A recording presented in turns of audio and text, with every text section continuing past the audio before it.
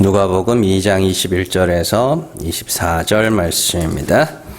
우리 같이 읽겠습니다. 할례할 8일이 되매 그 이름을 예수라 하니 곧 잉태하기 전에 천사가 일컬음 말하라. 모세의 법대로 정결 예식의 날이 참에 아기를 데리고 예루살렘에 올라가니 이는 주의 율법에 쓴 바 첫 해에 처음 난 남자마다 주의 거룩한 자라 하리라 한 대로 아기를 주께 드리고 또 주의 율법에 말씀하신 대로 쌈비둘기 한 쌍이냐 혹은 어린 집비둘기 둘로 제사하려 함이더라. 아멘. 누가복음 13번째 시간입니다. 할례와 정결 예식입니다. 오늘 말씀에서 두 가지 율법의 계명이 등장합니다. 첫 번째는 난지 8일 만에 할례를 받는 계명이고요. 두 번째는 정결 예식에 관한 계명입니다. 오늘 이 말씀을 그냥 단순히 보시면 예수님이 유대인으로 나셨기 때문에 율법의 계명을 따라서 할례를 받았고 또한 마리아는 정결 예식을 통하여 부정함을 씻게 됐다. 단순히 그런 이야기로 볼 수 있지만 그래서 사람들이 이런 예수님의 율법적 계명 이런 거 보고 예수님이 율법을 다 지켜서 그 의를 우리에게 전가해 주셨다. 그렇게 이야기도 합니다만은 이제 그런 수준에서 좀 벗어나셔야 됩니다. 그래서 오늘은 좀 더 심도 있게 이 율법의 계명들이 왜 여기에 기록되어 있는가? 그거를 우리가 좀 살펴보려고 합니다. 자, 하나님께서는 율법 안에 예수 그리스도에 대한 이야기들을 숨겨 놓으셨다라고 이야기를 하죠. 누가복음 24장 44절 말씀입니다. 같이 읽습니다. 또 이르시되 내가 너희와 함께 있을 때에 너희에게 말한 바 곧 모세의 율법과 선지자의 글과 시편에 나를 가리켜 기록된 모든 것이 이루어져야 하리라 한 말이 이것이라 하시고 에베소서 1장 26절에서 27절 같이 읽습니다. 이 비밀은 만세와 만대로부터 감추어졌던 것인데 이제는 그의 성도들에게 나타났고 하나님이 그들로 하여금 이 비밀의 영광이 이방인 가운데 얼마나 풍성한지를 알게 하려 하심이라. 이 비밀은 너희 안에 계신 그리스도시니 곧 영광의 소망이니라. 아멘. 누가복음 24장에서는 모세의 율법과 선지자의 글과 시편에 기록된 예수님에 대한 이야기. 그래서 이 율법의 계명들과 선지자의 글이나 이런 것들에 예수님에 대해서 이렇게 마치 설명을 해놨다라는 것이죠. 그리고 에베소서에서는 예수 그리스도가 만세와 만대로부터 감추어져 있었다. 만세와 만대로부터 어디 감추어져 있었는지. 성경 안에 감추어져 있었어요. 구약. 그러니까 여러분들이 이 성경책에 나오는 있죠. 특히 신약에 나오는 성경이라고 되어 있으면 이건 구약입니다. 구약을 이야기를 하는 거예요. 그래서 그때만 해도 사도 바울이 활동할 때만 해도 복음서가 정경으로 정착되지 않은 시기입니다. 그러니까 그때 사람들은 뭐예요? 신약이라는 것이 없었던 상태란 말입니다. 그러니까 구약을 통하여서 여기에 있는 그 말씀이 예수 그리스도에 대한 이야기였구나로 그렇게 읽어서 그걸 설명을 해줬단 말이에요. 그래서 그 예수님을 비밀이라 이렇게 이야기를 한단 말이에요. 자, 그런 관점에서 오늘 우리 이 두 계명을요 단순히 예수님이 할례를 받았다. 또 마리아가 정결 예식을 행하였다. 그런 그냥 표면적인 의미가 아니라 그 계명과 예수 그리스도에 대한 이야기가 어떻게 서로 연결이 되는지를 제가 설명을 해드릴게요. 조금 낯설 수도 있습니다. 낯선 설교일 수도 있는데 그래도 여러분들이 늘 결론은 똑같으니까 여러분들이 어렵지 않게 이해할 수 있으실 겁니다. 자, 우리가 먼저 살펴볼 계명은 예수님이 난지 8일 만에 할례를 받았다라는 겁니다. 자, 히브리인들에게 있어서 숫자라는 것은요 단순히 날짜나 물건의 개수를 세는 용도 그 이상의 의미를 담고 있습니다. 예를 들어서 아브라함과 아비멜렉이 언약을 맺은 그 우물, 그 브엘세바죠. 그 브엘세바에서 브엘이라는 게 셈, 우물 이런 단어고요. 세바라는 게 일곱입니다. 일곱. 영어에서는 세븐이죠. 비슷한 거예요. 세바예요. 그래서 일곱입니다. 그래서 그거를 브엘세바 하면 그냥 일곱 우물로 읽어야 되는데 그걸 일곱이라는 단어 자체가 맹세, 언약 이런 의미도 갖고 있어요. 그래서 브엘세바라고 써놓고 그걸 뭐라 그러냐면 맹세의 우물이라고 읽습니다. 창세기 21장 31절 같이 읽습니다. 두 사람이 거기서 서로 맹세하였으므로 그곳을 부엘세바라 하였더라. 이렇게 됐어요. 그러니까 부엘세바는 맹세의 우물로 읽어도 되고 일곱 우물로 읽어도 되는 겁니다. 일곱 우물이라 해놓고 거기 가보면 우물이 하나밖에 없어요. 왜냐하면 일곱이라는 건 단순하게 뭐예요? 단순하게 그냥 하나, 둘, 셋, 넷, 다섯, 여섯, 일곱이 아니라 언약, 맹세 이렇게 읽는단 말입니다. 자, 성경에서 이 일곱이라는 숫자는 굉장히 자주 사용되는 숫자죠. 안식일은 일곱째 날이고 안식년은 7년이고 그죠? 그리고 희년은 49년이고 오순절 49, 77이 49 지나고 그죠? 6월절 안식일로부터 7주 지나고 그 다음 날이 오순절 이렇게 가는 거죠. 그리고 무지개 뭐예요? 언약의 증표죠. 빨주노초 파남보 7개 이렇게 가는 거예요. 그게 다 언약. 하나님께서 노아에게 홍수로 세상을 심판하신 후에 내가 다시는 물로 세상을 심판하지 않을 거야 라고 하시면서 언약을 맺으시잖아요. 그게 언약이잖아요. 그게 7이에요. 그래서 7 증표로 무지개를 세우시는 거란 말이에요. 자, 그래서 성경은 그냥 7, 그래서 유대인들은요, 7 그러면 그냥 맹세, 언약 이렇게 읽는다고 보시면 됩니다. 요한계시록에 7 이야기가 많이 나오죠. 7 촛대, 7 인, 7 교회, 7 나팔, 7 이게 뭐냐면 맹세예요. 언약이에요. 그래서 반드시 일어날 일이라는 겁니다. 그러니까 우리가 초대교회 보면서 에베소 교회는 어떻고 서마나 교회는 어떻고 라우디게아 교회 이게 나오잖아요. 그러면 그 교회만의 특징이 아니라 모든 교회가 지금 그런 특징을 갖고 있는데 그런 특징 중에 있는 교회들을 어떻게 해요? 완전한 교회로 세우겠다. 어떤 7 환란을 통하여서 세우겠다. 이제 이렇게 이야기가 진행되는 게 요한계시록 전체 내용이란 말이에요. 그러니까 7이라는 건 맹세고 언약이고 하나님이 7번 말씀하시면 이건 뭐예요? 반드시 그렇게 되는 것입니다. 네. 그래서 여러분들 하나님이요 아브라함을 부를 때 내가 너로 큰 민족을 이루겠다 그죠? 7번 하셔요. 창세기에 보면 처음부터 메소포타미아 살 때 처음 부르실 때부터 시작해서 언약 7번 말씀하셔요. 뭐예요 그게? 약속이다. 내가 반드시 그렇게 해낼 거야 라는 하나님의 약속이란 말입니다. 그래서 이 역사라는 거 우리도 지금 7의 순환 구조에 살고 있잖아요. 월, 화, 수, 목, 금, 토, 주일. 그 다음에 뭐예요? 다시 월 이렇게 넘어가죠. 1, 2, 3, 4, 5, 6, 7, 1, 2, 3, 4, 5 이렇게 가는 거란 말이에요. 자, 그런데요, 이 성경의 역사가 이처럼 7의 순환 구조로 되어 있는데 그 7의 순환 구조에서 벗어나면 그걸 8이라 그래요. 그러니까 쉽게 1, 2, 1에서 7까지 갔잖아요. 그럼 다시 1이거든요. 8이 아니라 다시 1인데 그 7의 순환 구조에서 벗어나면 그게 8이 되는 거예요. 좀 안 어렵죠? 예, 이해하시죠? 자, 그래서 이 히브리어에서 8이라는 숫자가 이 쉐모네라는 단어거든요. 이 단어가 무슨 뜻이냐면 7에 하나를 더하다라는 뜻이에요. 그냥 단순한 8이 아니라 7에 하나를 더한 걸 8이라고 이야기를 합니다. 그럼 그럼 당연히 7에 하나 더하지. 그런 의미가 아니라니까요. 7에서 벗어난 상태. 그걸 8이라고 이야기를 합니다. 자, 내용이 어렵기 때문에 어려운 건 아니에요. 사실 다 이해하는 거죠. 어려울 게 뭐 있어요. 근데 결론부터 제가 말씀을 드리면 자, 첫 언약, 시내산 언약이죠. 그게 7이에요. 7 언약 7이에요. 그래서 거기서 벗어나면 8이 되는 거예요. 뭔 말인지 아시겠죠? 그래서 첫 언약은 시내산 언약이고 거기서 벗어나게 되면 8이 돼요. 그렇다면 그 첫 언약에서 어떻게 벗어나는가? 7일 동안에는 어떻게 돼요?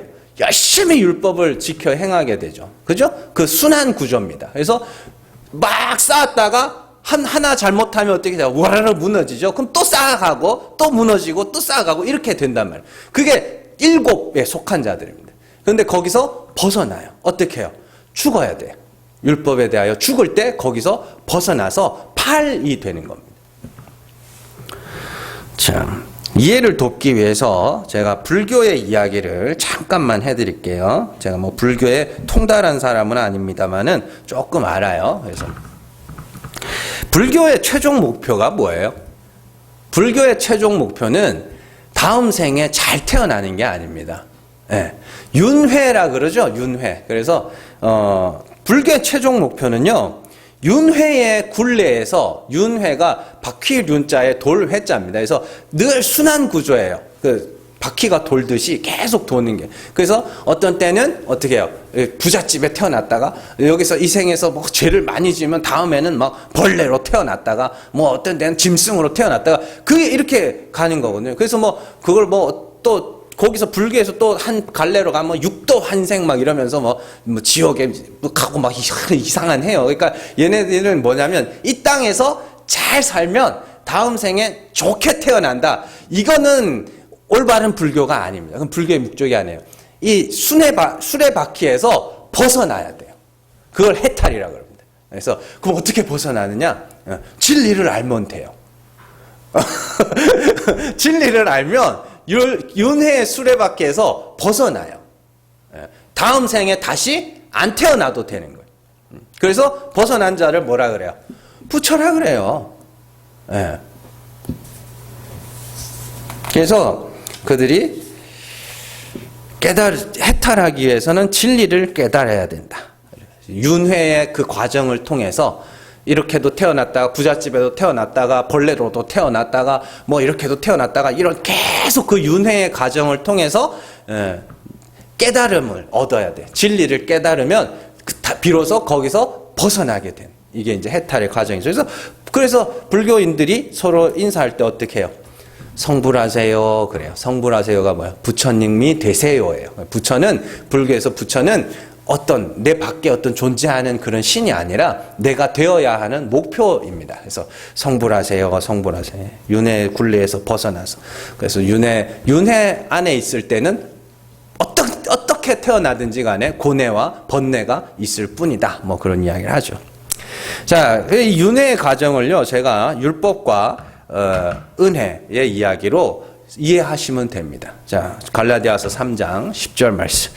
같이 읽습니다. 무릇 율법 행위에 속한 자들은 저주 아래에 있나니 기록된 바 누구든지 율법책에 기록된 대로 모든 일을 항상 행하지 아니하는 자는 저주 아래에 있는 자라 하였음이라. 아멘. 첫 언약의 이야기입니다. 첫 언약. 율법 아래에 있는 자들. 첫 언약인 율법의 행위에 속한 자들은 모든 율법의 계명을 항상 행해야 하는 자들입니다. 윤회 수레바퀴가 계속 돌잖아요. 그런 것처럼 율법 아래에 있는 동안에는 계속 해야 돼요. 그래서 모든 계명을 항상 지켜야 되는데 그 자체가 어떻게 해요? 불가능해요. 근데도 한번 탁 해서 와라락 무너지면 다시 짓고 또 무너지면 또 짓고 이렇게 된다면 그게 일곱을 살아가는 자들입니다. 그래서 그러나 그건 애초에 불가능한 일이기 때문에 율법 행위에 속한 자들은 저주를 받을 수밖에 없죠. 어떻게 보면 율법 아래에 있는 것 자체가 저주일 수 있습니다. 근데 그 로마 신화에 나오는 시시포스라는 거 있습니다. 아주 똑똑한 인간인데 인간 중에서는 제일 똑똑한 그런 사람입니다. 그래서 얘가 막 신들을 농락해요. 막 갖고 놀아요. 아주 똑똑해가지고. 그러다가 이제 신들의 미움을 사가지고 벌을 받아요. 뭐냐? 새 산 꼭대기에다가 돌을 굴려 올리는 겁니다. 큰 돌을. 그러면서 제일 꼭대기에 세워놓으면 얘가 또 떼르르 굴러갈 거 아닙니까? 그럼 또 가가지고 또 올리는 거예요. 그럼 또 굴러가겠죠. 또 올리고. 그래서 인간에게 주어진 제일 큰 저주가 반복된 삶이다. 뭐 그런 이야기를 합니다만은 율법 아래에서 모든 계명을 항상 지키기 위해서 늘 그렇게 수고하며 애쓰는 삶 자체가 저주일 수도 있습니다. 그러나 지금 갈라디아서에서 말하는 건 그건 애초에 불가능한 일이기 때문에 율법의 의로 네가 하나님 앞에 서겠다고 하는 것은 그건 저주받을 일이야. 이렇게 이야기를 하는 겁니다. 그렇게 첫 언약, 율법의 행위로 스스로 의에 이르고자 하는 상태, 자기가 의에 이르고자 하는 그 상태를 성경이 뭐라 그러냐면 7언약의 상태, 첫 언약에 묶여있는 상태라고 이야기를 합니다. 그러한 첫 언약, 곧 7의 굴레에서 벗어나면 그들을 8이 된 자. 그래서 7에서 죽고 8이 되면 그것을 새것, 새 피조물이라고 이야기를 하는 거예요. 어떻게 벗어나요? 진리를 알면 된다며. 윤회에서 벗어나려면 진리를 알면 된다며. 불교는 절대 진리를 알지 못합니다. 왜냐하면 그들이 말하는 진리는 인간이 어떤 존재가 되는 걸 진리라고 알고 있기 때문입니다. 그러나 성경이 말하는 진리는 참 하나님이에요. 참 하나님을 알면 우리가 벗어날 수 있어요. 참 하나님은 어떤 분인데요? 그리스도께서 나타내신 하나님, 죽은 자를 살리시는 하나님이죠. 그래서 그 하나님이 그러한 분임을 알고 어떻게 해요?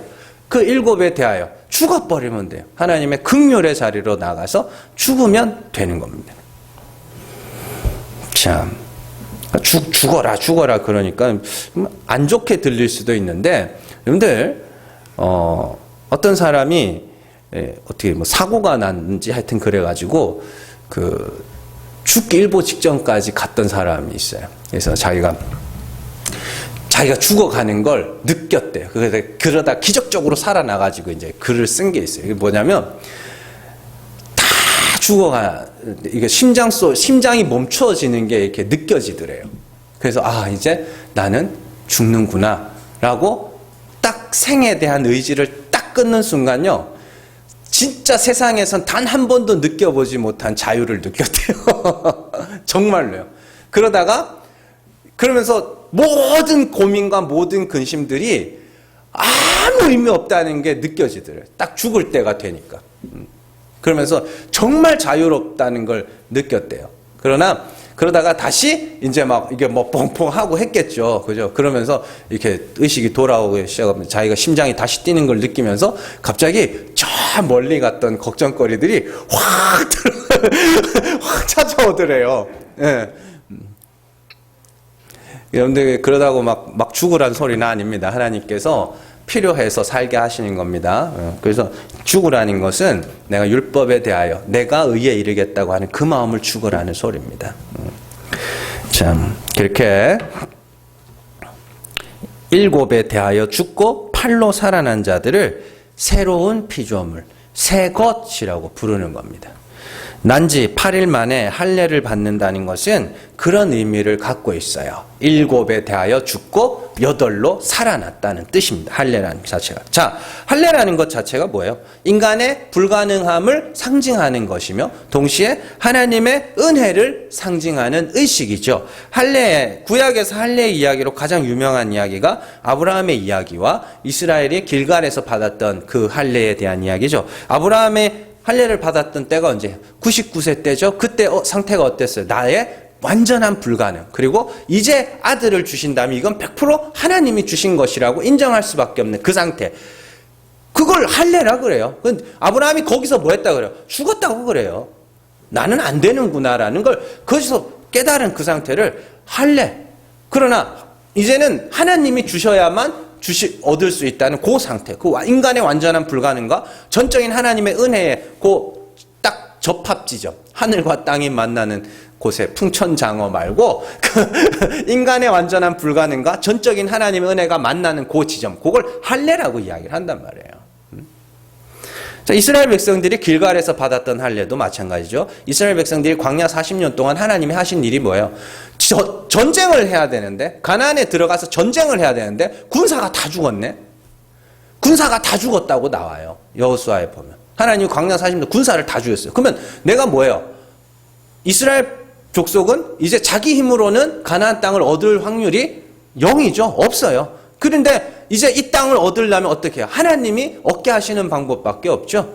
그래서 그때 할례를 받아요. 그러니까 할례라는 건 이렇게 생각하시면 됩니다. 인간의 완전한 불가능과 이제 일이 되면 하나님이 하신 거야. 요 상태. 그걸 할례라고 이야기를 합니다. 그래서 그게 뭐예요?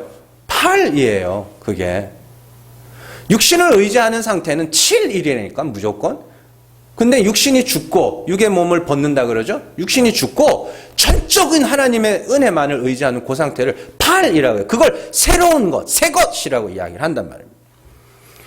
자, 갈라디아서 6장 15절 같이 읽습니다. 할례나 무할례가 아무것도 아니로되 오직 새로 지으심을 받는 것만이 중요하니라. 아멘. 자, 할례 무할례. 눈에 보이는 사람 몸에 새긴 할례, 무할례는 아무것도 아니야. 새로 지으심을 받는 게 중요해. 이게 뭐냐면, 자, 할례나 무할례, 이 할례, 보이는 할례는 새로 지으심이라는 그 마음의 할례를 상징하고 있는 거였다는 소리입니다. 그러니까 몸의 할례를 받고 안 받고가 중요한 게 아니라 너희는 반드시 마음의 할례라는 걸 받아야 돼. 이런 이야기예요. 자, 그렇게 새로 지으심, 새 창조라는 것은 내가 없음이 되고 하나님의 은혜가 나를 있음으로 만드는. 첫 창조가 무에서 유가 나왔죠. 첫 창조가. 그러면 우리가 이제 선악과 따먹고 내가 있음이 돼버렸어요. 그죠? 그런데 하나님이 어떻게 해요? 성령을 부으셔서 내가 없음이 되는 거야. 그러면 하나님이 다시 있음으로 만드시는. 그게 새 창조라고. 그 창조와 새 창조와 같은 원리고 이 창조와 구원이 같은 원리예요. 그러니까 구원이 곧 새 창조란 말입니다. 그러니까 하나님이 우리 역사 속에서 뭐 하시겠어요? 여러분들을 막 있음으로 만들어 가시겠어요? 아니요. 없음으로 만들어 가시는 겁니다. 없음으로.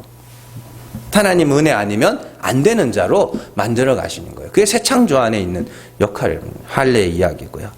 자, 그렇게 새로 지으심을 받은 자들이 8의 사람입니다. 그리고 처음으로 8이 된 사람이 예수님이에요. 되신 분이. 골로새서 2장 11절에서 12절입니다.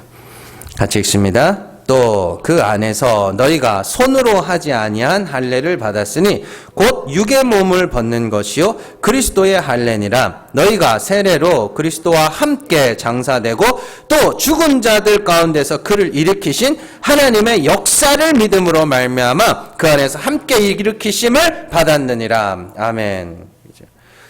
성도들은 손으로 하지 않은 할례, 마음의 할례를 받은 자들이다. 곧 그리스도의 할례다. 이렇게 이야기를 하죠.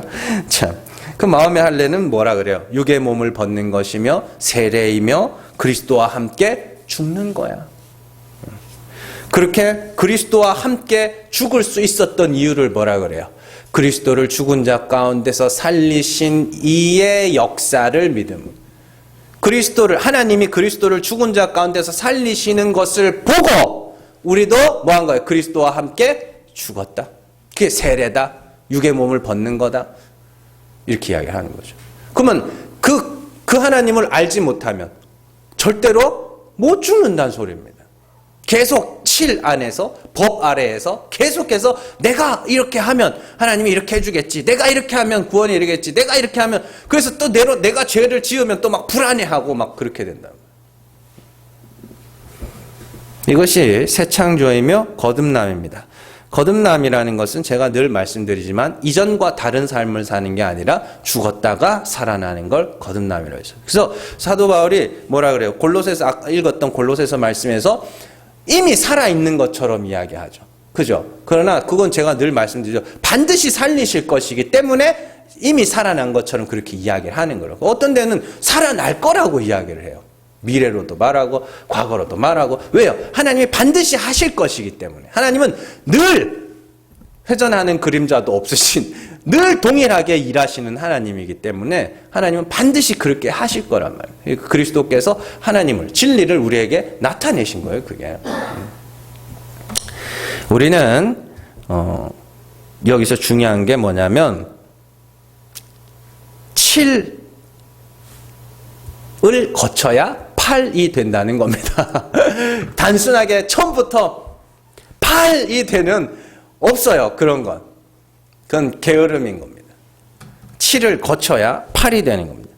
그래서 우리는 7의 날 동안에 죄를 짓지 않기 위해서 의에 이르기 위해서 분투하면서 살아야 됩니다. 왜 분투하면서 살아야 돼요? 그렇게 살아봐야 나의 불가능함을 알 수 있기 때문입니다. 죄와 싸워보지도 않고 나는 죄인이다? 거짓말이에요.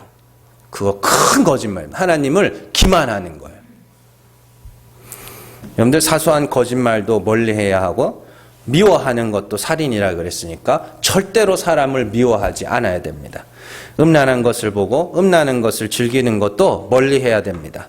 집에서는 부모를 공경하고 부모는 자녀를 노엽게 하지 말아야 되고요. 남편은 아내는 남편을 서로 존경하며 사랑해야 됩니다. 서로 험담하며 비방하며 질투하는 건 역시 죄입니다.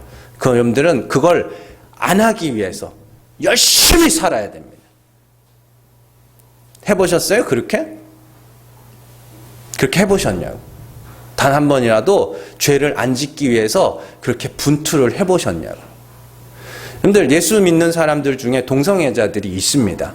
그 지금은 이게 좀 세상이 좀 세태가 이상해져가지고 그런데 동성애자들 중에 예수 믿는 사람들이 있어요. 그네들은 그 동성애가 죄라는 걸 알아요.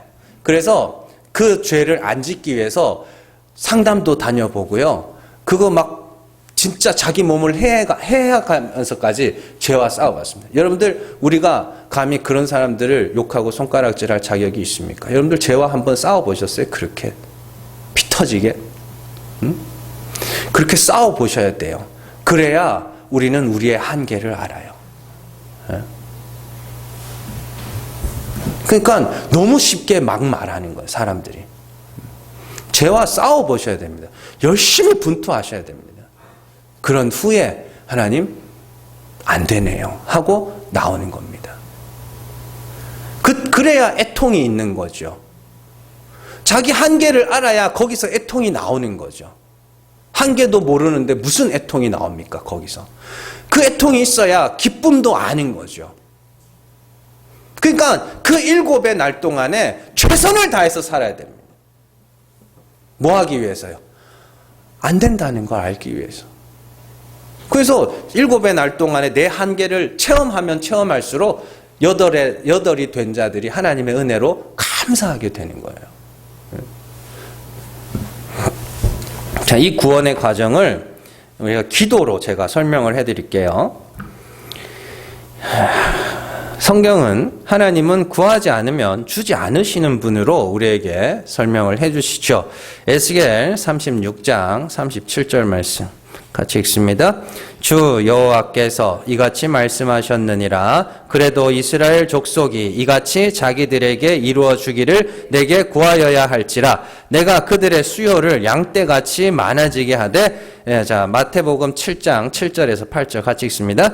구하라, 그리하면 너희에게 주실 것이요. 찾으라, 그리하면 찾아낼 것이요. 문을 두드리라, 그리하면 너희에게 열릴 것이니. 구하는 이마다 받을 것이요. 찾는 이는 찾아낼 것이요. 두드리는 이에게는 열릴 것이니라. 아멘. 우리가 하나님 앞에 구하기 위해서는 2가지 조건을 갖춰야 됩니다. 첫 번째 조건은 절대 내 힘으로는 이룰 수도 가질 수도 얻을 수도 없다는 것을 알아야 됩니다. 그리고 두 번째는 하나님만이 할 수 있다라는 걸 알아야 됩니다. 이제 그래야 진짜 기도가 나오는 거예요. 자, 시험을 준비하는 사람이 있다고 치자고요. 이 사람이 하나님께 간절함으로 구하기 위해서는 자신의 노력을 다하여서 공부를 해봐야 됩니다. 열심히 공부를 해봐야 됩니다. 제가 노력은 설명드렸죠? 노력 얼만큼 해야 돼요? 다른 사람들이 보기에는 몸상할 만큼, 자기 스스로 생각하기에는 이렇게까지 해야 되나 싶을 만큼 그 정도로 노력을 해야 됩니다. 노력을 해보고 그래서 안 될 때 진짜 하나님 앞에 기도하는 거예요. 하나님 아니면 안 됩니다. 그게 7에서 8로 넘어가는 과정이에요. 자, 이 땅에서요, 우리가 여러 가지 기도를 제목을 놓고 기도해서 응답받아 보는 경험은 굉장히 중요합니다. 그냥 뭐 하나님이 니보다 나를 더 사랑하시나 봐, 이런 거 자랑하라고 그러는 거 아닙니다. 하나님이 어떻게 일하시는지를 경험해 보는 거예요. 그래서 신앙생활 초기에 기도빨이 그렇게 잘 듣는 겁니다. 예? 그 신앙생활 오래 하니까 잘 안 되죠? 기도해도 잘 안 들어주죠? 그래서, 에이씨, 하나님은 나 싫어하나 봐. 뭐, 그래서 저 양반 나랑 안 친해. 뭐 이러고 그러기도 하는데, 그게 아니라 신앙생활 초기에 하나님이 이렇게 일하신다는 걸 경험하는 거예요. 그런 일을 통해서, 하나님이 이런 방식으로 일하시는구나를 몸소 경험하는 거라니까요. 그래서 어려운 일, 괴로운 일, 여러 가지 기도해야 될 제목들을 놓고 그냥 무작정 엎드리기 이전에 열심히 해보셔야 됩니다. 그걸 해결하기 위해서. 할 수 있는 건 다 해보셔야 돼요. 그런 다음에 간절한 마음으로 하나님 앞에 기도하게 되는 거예요. 하나님은 기도하게 하시는 분이라 그러죠. 기도하게 하시며 뭐 이런 거 나오죠. 그게 무슨 말인지 아세요, 여러분들? 하나님이 기도하게 하신다는 게 내 힘으로는 절대 해결 못할 문제를 주신다는 소리입니다. 좋은 거예요, 그게? 근데 하나님이 진짜 그렇게 일하신다고요. 뭐 하라고요? 열심히 해보라고요. 그 7배 열심히 하는 거. 거기서 죽어야 돼요. 하나님이 구하기 전엔 절대 안 주십니다. 열심히 구하셔야 돼요. 열심히 해보셔야 돼요. 그리고 나서 하나님 안 됩니다. 하나님 아니면 이거 어떻게 할 수가 없습니다. 이렇게 갈 때 진짜 기도가 나오는 거예요. 근데 기도는 어떻게 하고 얼마나 많이 하고 그게 중요한 거 아닙니다. 얼마나 진심으로 기도하느냐가 중요한 거예요. 뭐 한나가 하나님 앞에 기도할 때 많이 했어요? 아니 뭐 한나처럼 이렇게 그렇게 술 취한 듯이 누가 볼 때 술 취한 듯이 기도해야 되고 그게 아니에요. 진심으로 했다고요. 그 진심이 어디서 나왔는데요? 분인나가 한나를 격동시키죠. 한나도 애를 갖고 싶어서 난리가 났네요. 근데 가질 수가 없어. 하나님이 태를 닫아 놓으셨거든. 그 태를 열 수 있는 분은 하나님밖에 없는데 옆에서 자꾸 격동시켜. 근데 눈치 없는 남편은 어떻게 내가 열아들보다 못하냐 뭐 이러고 앉았죠. 거기서 한나의 간절함이 나오는 거거든요. 애를 낳으려고 노력을 안 해봤겠어요? 다 해봤지? 우리 기도의 진심은 나의 불가능함과 전적인 하나님의 능력을 인정하면서 나오는 거예요. 그러니까 여러분들 기도할 제목이 있으면은요, 기도하셔야 돼요. 왜 안 하셔요? 기도하셔야지. 열심히 노력하고 준비하고 수고해서 내가 해봐야 되는 거고, 안 되면 그때 하나님 앞에 하나님 이건 하나님만 하실 수 있는 일입니다라고 진심으로 기도하게 되는 거죠. 왜 안 하세요? 하셔야지. 사실은요, 하나님이 아무리 힘들어도요, 기도할 여유는 남겨두십니다. 우리가 필요한 것만큼, 필요 이상으로 미워하고, 필요 이상으로 슬퍼하고, 필요 이상으로 두려워해서 기도할 여유조차 없다고 하지만, 사실은 가만히 냉정하게 생각해 보면 그 정도 여유는 다 갖고 있다니까요. 예배할 여유도 다 갖고 있어요. 그러니까 나왔지 뭐. 이 정도 여유도 없으면 못 나오는 거고 그렇잖아요. 사소한 것 하나까지 열심히 노력해서 사세요. 그리고 안 될 때 기도하세요. 하나님이 기도하라는 신호구나 이게. 그건 하나님이 어떠한 분이시며 하나님이 어떻게 일하시는지 경험할 수 있는 좋은 기회고요. 그래서 사실 신앙생활 초기에 이건 많이 해보는 일이기도 합니다. 그래서 기도해서 응답받을 때. 응답받은 이상한 이 나라는 희한해. 하여튼 응답받으면 하나님이 내 기도를 들어주신다고. 자기가 이제 기도해 주겠다고 막 이러고 다니는데 교만 떨지 말고 하나님이 이런 식으로 일하시는구나를 가르쳐 주시는 거예요. 그 기도를 통해서.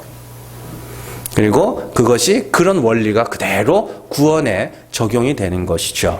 그래서 우리는 7의 날 동안에 열심히 죄와 싸워야 됩니다. 그런 후에 우리는 비로소 육의 몸을 벗고 죽어서 하나님의 다시 살리시는 은혜를 구하게 되는 그 8의 날을 맞이하게 되는 것이죠. 그래서 율법에 대하여 죽은 우리를 살려내실 그 하나님의 은혜를 비로소 감사하고 찬송하게 되는 겁니다. 그 죄에 대한 분투가 없으니까 그거에 대한 의에 대한 감사도 별로 나오지가 않는 거예요. 그렇게 깨끗하지도 않은, 그렇게 뭐 선하지도 않으면서 난 뭐 의롭네. 자, 두 번째로 살펴볼 내용은 마리아의 정결 예식에 관한 계명입니다. 자, 구약의 율법에서 참 개인적으로는 이해가 안 되는 계명이 있는데 그 아이를 낳은 여인에 대한 계명입니다. 그래서 남자아이를 낳으면 7일 동안 부정한 자가 되고 또 33일 동안 그 산혈이 더럽다고 그러죠. 여자아이를 낳으면 딱 2배입니다. 14일, 66일 이렇게 이어지는 거죠. 아이 낳는 게 왜 부정한 일이에요? 그럼 낳지 말아야 되나? 이 계명은 단순히 애 낳은 여자는 부정하니까 가까이 하지 말라는 계명도 아니고 여자가 몸이 회복될 때까지 접촉을 하지 말아라. 뭐 그런 계명도 아닙니다. 이 계명이 뭐냐면 땅이 저주를 받았기 때문에 저주받은 땅이 내놓는 것은 다 부정하다라는 것을 그냥 상징적으로 아는 겁니다. 그러니까 창세기부터 이어지는 말씀이잖아요. 하나님이 아담과 하와가 선악과 따먹자. 하나님 뭐 하셨어요? 땅이 너로 말미암아 저주를 받아서 가시덤불과 엉겅퀴를 낼 거다. 그 땅이 뭔데요? 네 근본된 땅이라 그러잖아요. 그럼 땅이 저주를 받았다는, 누가 저주를 받았다는 거예요? 우리가 저주를 받았다는 겁니다. 그래서 우리가 내놓는 건 전부 다 뭐예요? 부정한 거라는 소리입니다. 그래서 땅이 내놓는 걸 가장 형상화 시켜놓기 제일 좋은 게 뭐예요? 여자의 몸 아닙니까? 그래서 씨를 받아서 여자가 내놓는 건 다 부정이에요. 그래서 아들도 정결 예식을 치러야 되고 그 아이를 낳은 여자, 땅도 뭐 하는 거야? 정결 예식을 치러야 되는 겁니다.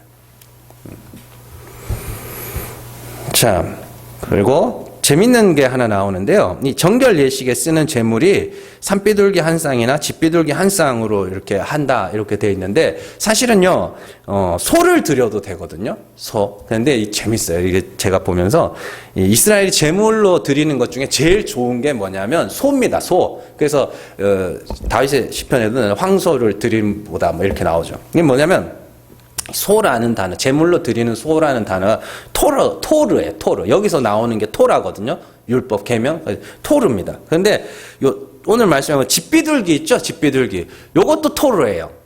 그러니까 이게 어떻게 되냐면 부자들은 토르라는 소를 드리는 거고 가난한 사람들은 토르라는 비둘기를 드리는 겁니다. 그러니까 이 발음이 똑같아요. 사실은 이게 참 재밌는데 이 살구나무가 아몬드거든요. 그게 근데 이게 그 단어 자체가 히브리어로 보면 지키다, 보호하다 이런 뜻이에요. 그러니까 하나님이 살구나무 그게 어디다 써요? 그 성전 그게 쓰죠. 성전 촛대를 그걸로 형상화해서 만들어 놓고 아론이 쌍난 지팡이 그게 살구나무 피거든요. 그게 진짜 살구가 아니고 아몬드입니다. 아몬드.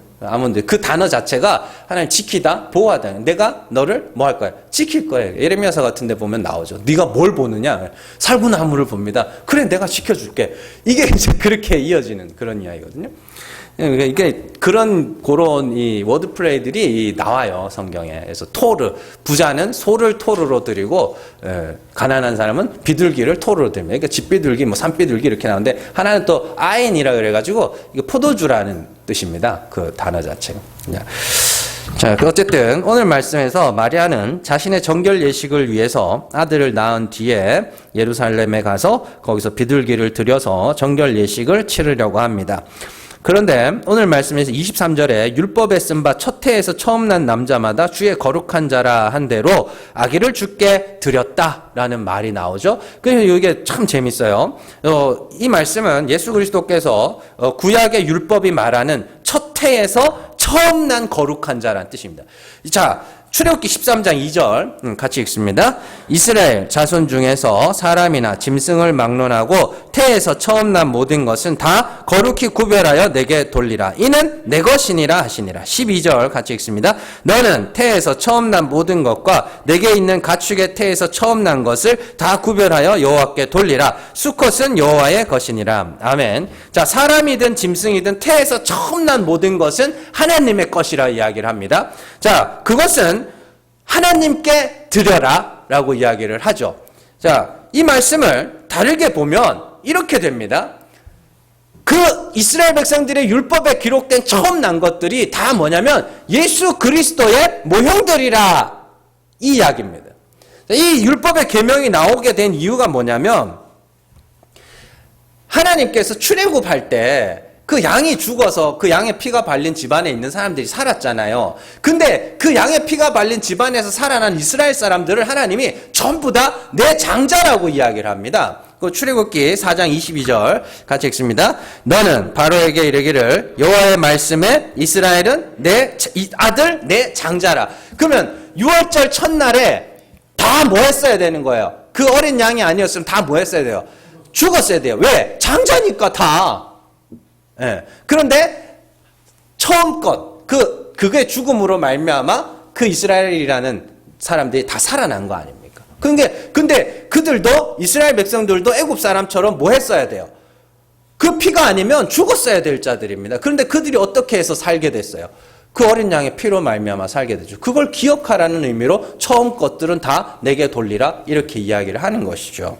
근데 오늘 말씀에 나와서 뭐라 하냐면 그 처음 게 뭔지 알아? 예수야 이렇게 이야기를 하는 거예요. 우리가 진짜 하나님 앞에 드려야 하는 것은 짐승의 처음 난 것도 아니고 사람의 처음 것도 아니고 뭐요? 예수 그리스도야 라는 걸 이야기를 해주는 겁니다. 그래서 참 재미있게 오늘 말씀을 보시면은 두 가지를 비교를 해놓고 있어요. 잘 보시면은 22절에서 모세의 법대로 정결 예식의 날이 참에 아기를 데리고 예루살렘에 올라가니 이는 율법에 쓴 바 첫 해에 처음 난 남자마다 주의 거룩한 자라 한 대로 아기를 주께 드리고 24절 또 주의 율법에 말씀하신 대로 산비둘기 한 쌍이나 혹은 어린 집비둘기로 제사하려 함이더라. 그러니까 지금 마리아가 아들도 주께 드리고 산비둘기 집비둘기도 하나님께 드리는 거죠. 뭐 하려고? 정결 예식 깨끗해지려고. 그러면 성경이 이렇게 묻는 겁니다. 너는 깨끗하게 한 게 뭐야? 그 아들이야? 네가 준비한 제물이야? 뭐예요? 그 아들이에요. 그 이야기를 하는 겁니다.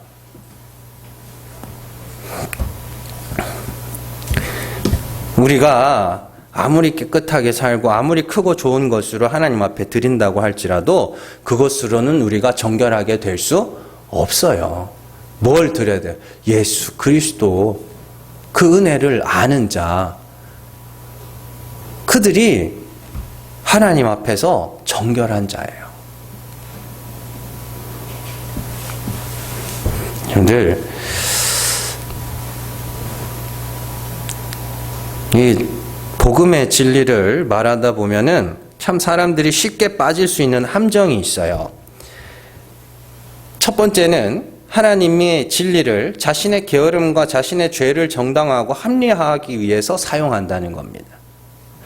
사람이 자신의 죄를 인정한다는 것은요, 자신을 가리고 있던 옷이 벗겨지는 것으로 비유하잖아요. 또 죄를 인정하는 걸 죽음에 비유한다고요. 그게 그만큼 괴롭고 고통스럽고 수치스러운 일이라는 겁니다. 아니 생각해보세요. 우리가 여기 뭐 사람이 많지는 않습니다만 여기서 제가 어떤 사람을 이름을 거론하면서 당신 어제 뭐 했지? 라고 이야기를 했다고 해보자고요. 그 사람의 어떨 것 같으세요? 그 기분이. 진짜 막 등골이 서늘할걸요? 근데요, 진리를 안다고 하는 사람들이 그 진리를 그렇게 써먹어요. 그런 죄에 대한 두려움이 없어졌다고요. 그냥 뭐 어차피 죄인이니까, 뭐 난 죄인이니까. 너무 많이 봤어요. 난 죄인이니까. 그러다가 누가 옆에서 자기 조그만 잘못이라도 지적하죠? 발끈해요. 그게 무슨 난 죄인이니까요, 죄인이니까는. 여러분들, 이 목사들 중에 그런 사람들이 있어요. 죄책감을 버리세요. 뭐 죄는 용서함 받았으니까 잊어버리세요. 잊어버리지 마세요. 하나님은 잊어버려도 여러분들 잊어버리면 안 됩니다. 왜 지은 죄를 자꾸 잊어버리려고 그래요? 그렇게 못되게 살고 독하게 살았던 거 왜 잊어버리려고 그래요? 왜요? 내 마음 편해지자고? 아닙니다. 여러분들 그거 기억하셔야 돼요. 죄책감은 덜어내더라도 죄에 대한 기억은 잊어버리면 안 된다고요. 그래야 뭐요? 은혜라는 것이 내게서 떠나질 않아요. 예전에 고등학생 여러 명이서요, 이 여자애를 감금하고 폭행하고 성폭행까지 한 일이 있었습니다. 여러 명이서. 그래서 그네들이 경찰서에 잡혀갔어요. 한 6명쯤 될 거야. 아마 남자애, 여자애 이렇게 해가지고 막 6명쯤 될 거야. 그 경찰서에 잡혀가가지고 얘네들이 셀카를 찍은 거예요. 자기들끼리. 막 이러면서 경찰서 잡혀왔다고. 범죄를 저지르고 갔는데, 그러면서 자기들끼리 막 서로 나눈 이 메시지 내용이 뭐라 그러면 판사 앞에서 한번 울면 돼. 저는 우리 신앙생활이 그렇게 될까봐 너무 걱정됩니다. 하나님 앞에서 그 불쌍히 여겨달라고 하면 돼. 장난하세요? 하나님이 그런 거에 속을 것 같으세요? 여러분들 자녀들이 가짜 눈물 흘리는 거 구분 못 하세요? 저는 아는데. 하나도 미안한 것도 없으면서 하나도 잘못했다는 것도 깨닫지 못하면서 잘못했어요. 더 열받지 않아요? 그러면 이 새끼가 날 속여? 네? 저는 여러분들이 그렇게 될까봐 심히 걱정됩니다. 그러나 성령께서 반드시 여러분들 안에서 그 일들을 행하실 거라고 확신을 해요. 왜 여러분들의 죄에 대해서 여러분들이 스스로 용서를 하세요? 죄는 무서운 겁니다. 죄는 누군가 죽어야만 해결이 되는 거라고요. 근데도 그 죄를 그렇게 가볍게 생각하신다고요? 아니요. 여러분들 그렇게 생각하시면 안 됩니다. 정말로 정말로 나의 더러움과 나의 부정함과 나의 죄악들을 보고 정말로 여러분들은 아파하셔야 됩니다. 진짜로 애통해 하셔야 됩니다. 반드시 성령께서 여러분들 안에서 그 일을 행하실 겁니다. 그래야 여러분들이 그 은혜로 말미암아 진짜 기쁨을 누리는 거예요. 그 우리가 뒤에 가면 나오겠지만 지금 우는 자들아 너희가 복이 있다. 너희가 장차 웃게 될 거야. 지금 웃는 자들아 너희는 반드시 울게 될 거야. 그렇게 이야기를 하시죠. 여러분들 함부로 죄짓지 마세요. 함부로 죄짓지 마세요. 정말 정말 노력하고 분투하고 죄 안 지으려고 몸소 싸워봐야 됩니다. 그렇게 싸운 후에 진짜 하나님 은혜 아니면 어쩔 뻔했냐. 그렇게 되는 거예요.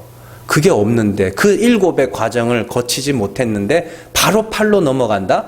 안 되는 거예요. 그건. 자, 기억하시고요.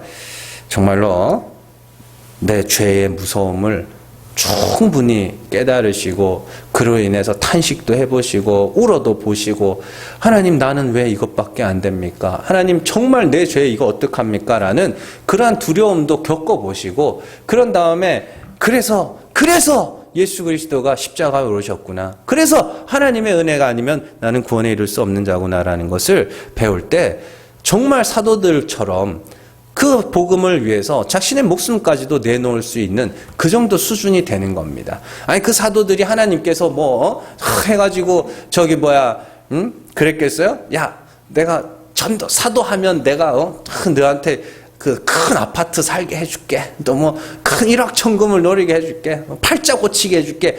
사도들이 그래서 그렇게 했겠냐고요. 예? 아니잖아요. 하나님이 사도 바울이 내가 너 그러면 팔자 고쳐줄게 그랬겠냐? 아니라니까요.